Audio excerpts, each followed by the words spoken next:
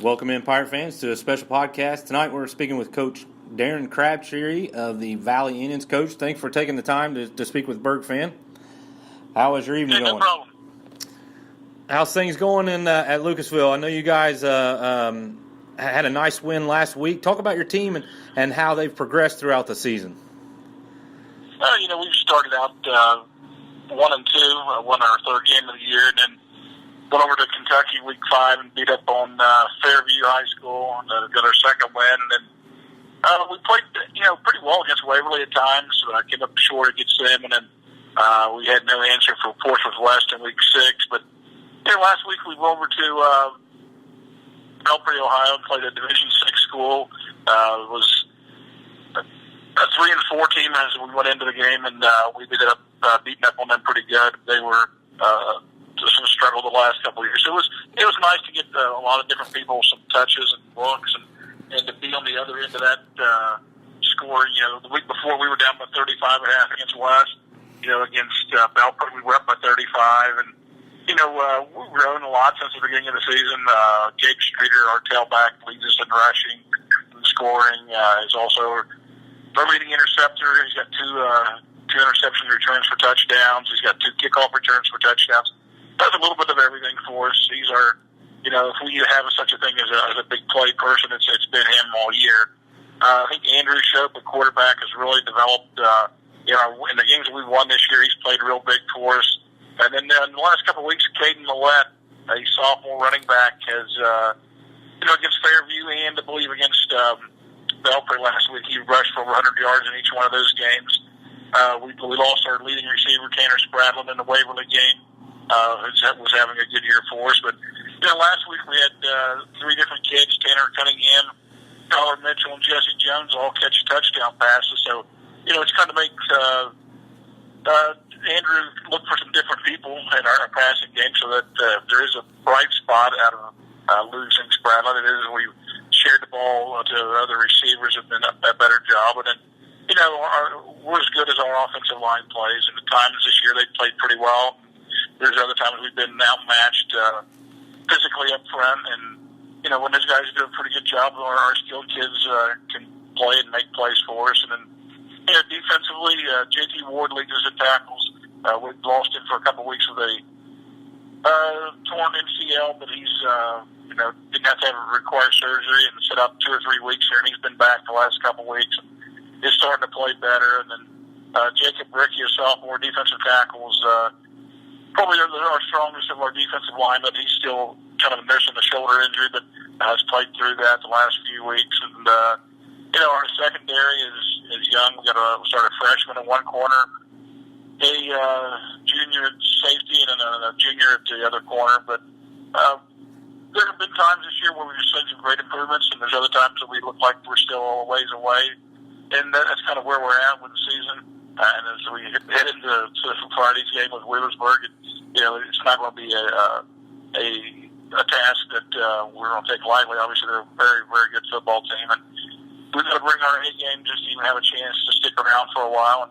And we had a great practice today. Our kids after the win last week have showed some signs of regaining some life about themselves, and we know that if we can somehow get a win in the next 2 weeks, we can finish the season 4-6, which is 3 wins more than we had last year. That's kind of where we're at with our season at this point. Coach, a lot of talk with the Wheelersburg coaches. They think you're about a year away, but you got to be happy with your progress from the beginning of the season to this season, I'm sure. We have come a long way. Sometimes it's not measured in wins, but we knew the last 2 years, or knew this year especially, was going to struggle some against better opponents, and we have. With but I think we're going to probably end up with 5 teams on our schedule that are going to be in the playoffs. 4 out of Ohio and 1 out of Kentucky. So, we're playing very good football teams. And right now, Cole Grove's going to probably win the OVC, and we were ahead of them for almost the entire first half, but found a way to blow that game a little bit. And Graceland, Kentucky's been in the state semifinals a couple times over there. So, our non-league schedule has been pretty good, and obviously Waverly, West, Wheelersburg are all going to make the playoffs out of our conference and the SOC. So we're playing good competition. Our kids are gaining much needed experience. Sometimes, I don't know how much you gain when you're getting beat 35-0 at halftime, but it makes you realize, we got a little ways to go.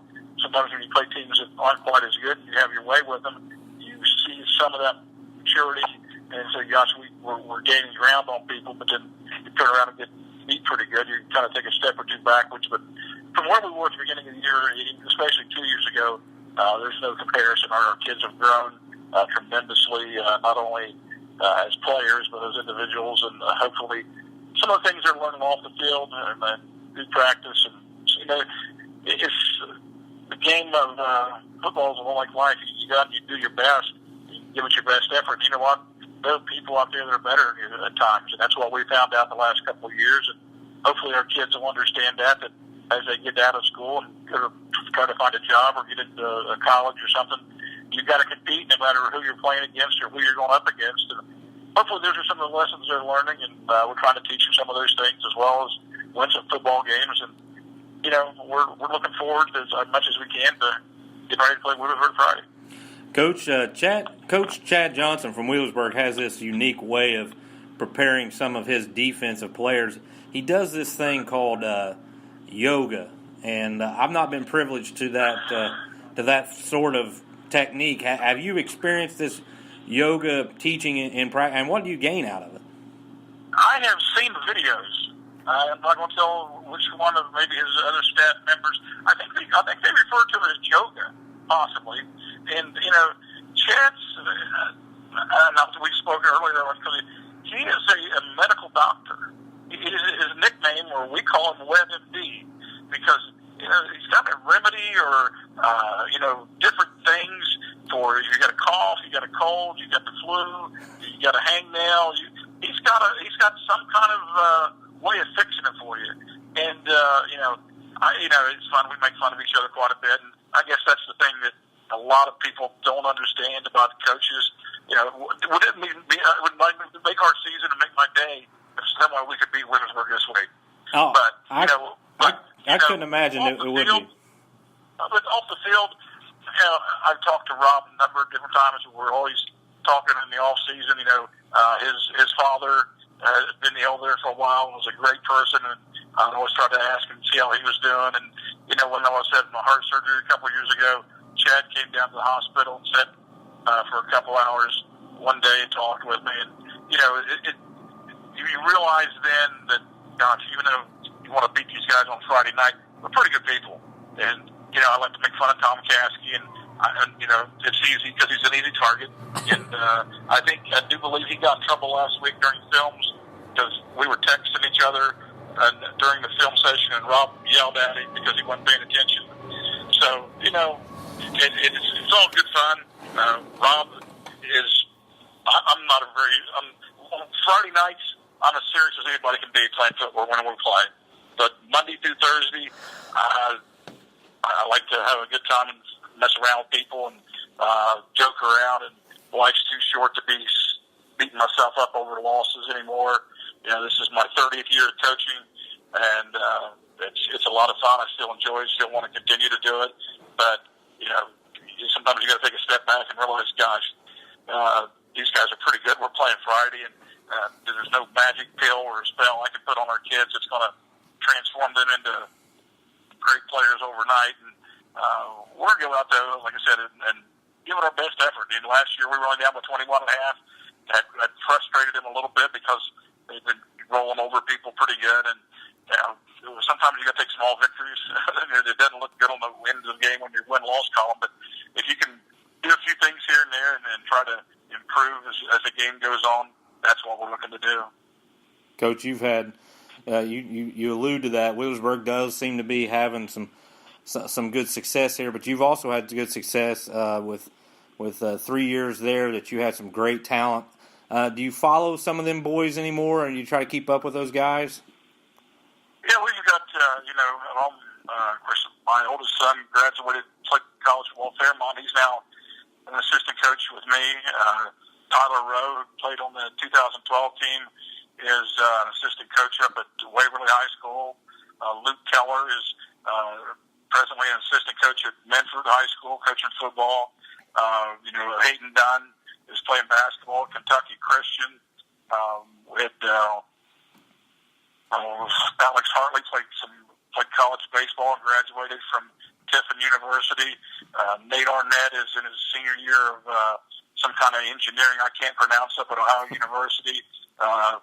And a lot of those guys, and the main thing is, yes, it was great to win football games with them, but they're graduating from college, they're going on to prepare themselves, and then hopefully they become, good fathers, good parents, and things like that. And that's, whenever I get kids come back, like I said, this is year 28 as a head coach and year 30 overall, so you keep up with a lot of those guys, and, you're always interested to see how their families are doing and what they're getting into, and that part of it is a feeling that you get that doesn't show up on a Friday night when you get beat by 45 points and you're feeling like, gosh, well, what am I doing here? It's, you kind of regroup, get back up the next morning and realize that hopefully somewhere along the line you've helped somebody through a tough time or made an impression on them that they can share with their kids or grandkids at some point. That's what it's all about.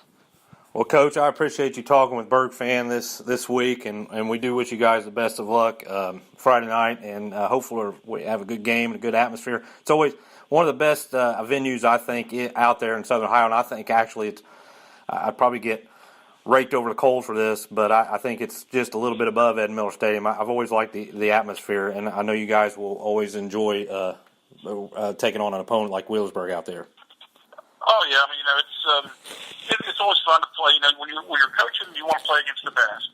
And I've said this a number of times, and I'll probably get in trouble for saying this. You measure our measuring stick around here is Wheelersburg football, and they've been at the top of their game ever since I can remember. And if you can compete and play with them, you've done something. And that's where they're right now. Rob's got things really rolling for those guys, and we're going to go out, like I said, play the best we can Friday. But we know they're going to be in the playoffs. We're going to wish them the best of luck, and we'll be there. A couple of years ago, we were up when they played up in Xenia and watched them get beat by Coldwater. But just to even be in that atmosphere again, and I know that their expectations are to get to there a little bit farther this year. And from watching them on film and seeing them play, they may well be there. And if they are, we're going to wish them the best of luck. And like I said, come Friday night, I'll shake hands with Rob and tell him some jokes and tell him to lighten up a little bit. We'll go and play.